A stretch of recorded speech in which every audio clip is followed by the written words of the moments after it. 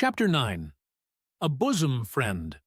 Returning to the Spouter Inn from the chapel, I found Queequeg there quite alone, he having left the chapel before the benediction some time. He was sitting on a bench before the fire, with his feet on the stove hearth, and in one hand was holding close up to his face that little Negro idol of his, peering hard into its face, and with a jackknife gently whittling away at its nose, meanwhile humming to himself in his heathenish way.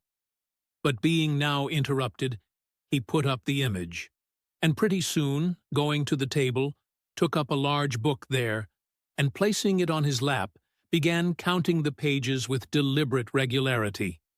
At every 50th page, as I fancied, stopping a moment, looking vacantly around him, and giving utterance to a long-drawn gurgling whistle of astonishment. He would then begin again at the next 50, seeming to commence at number 1 each time, as though he could not count more than 50, and it was only by such a large number of 50s being found together that his astonishment at the multitude of pages was excited. With much interest I sat watching him.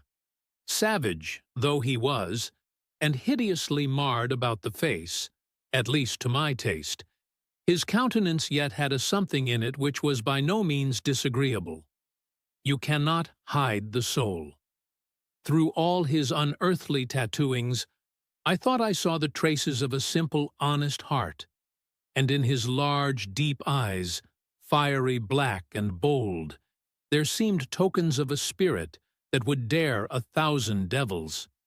And besides all this, there was a certain lofty bearing about the pagan, which even his uncouthness could not altogether maim. He looked like a man who had never cringed and never had had a creditor.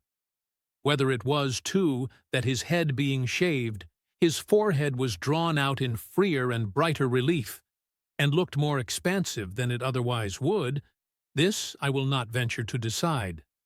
But certain it was his head was phrenologically an excellent one. It may seem ridiculous, but it reminded me of General Washington's head, as seen in the popular busts of him. It had the same long, regularly graded retreating slope from above the brows, which were likewise very progying, like 2 long promontories thickly wooded on top. Queequeg was George Washington cannibalistically developed. Whilst I was thus closely scanning him, half pretending meanwhile to be looking out at the storm from the casement, he never heeded my presence, never troubled himself with so much as a single glance, but appeared wholly occupied with counting the pages of the marvelous book. Considering how sociably we had been sleeping together the night previous, and especially considering the affectionate arm I had found thrown over me upon waking in the morning, I thought this indifference of his very strange. But savages are strange beings. At times you do not know exactly how to take them. At first, they are overawing. Their calm self-colledness of simplicity seems a Socratic wisdom. I had noticed also that Queequeg never consorted at all, or but very little, with the other seamen in the inn. He made no advances whatever, appeared to have no desire to enlarge the circle of his acquaintances. All this struck me as mighty singular. Yet, upon second thoughts, there was something almost sublime in it. Here was a man some 20,000 miles from home, by the way of Cape Horn, that is, which was the only way he could get there, thrown among people as strange to him as though he were in the planet Jupiter.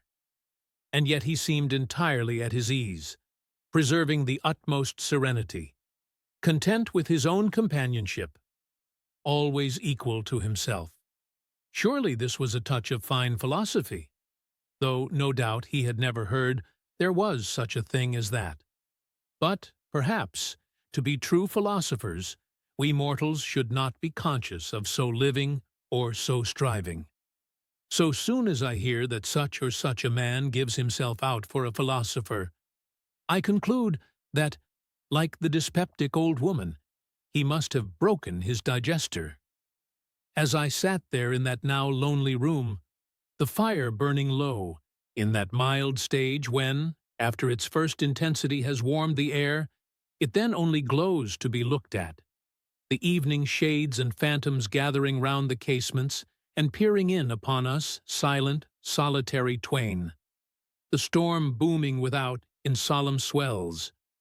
I began to be sensible of strange feelings. I felt a melting in me. No more my splintered heart and maddened hand were turned against the wolfish world. This soothing savage had redeemed it. Ere he sat, his very indifference speaking a nature in which there lurked no civilized hypocrisies and bland deceits. Wild he was, a very sight of sights to see, yet I began to feel myself mysteriously drawn towards him. And those same things that would have repelled most others, they were the very magnets that thus drew me. I'll try a pagan friend, thought I, since Christian kindness has proved but hollow courtesy. I drew my bench near him and made some friendly signs and hints, doing my best to talk with him meanwhile. At first he little noticed these advances, but presently, upon my referring to his last night's hospitalities, he made out to ask me whether we were again to be bedfellows.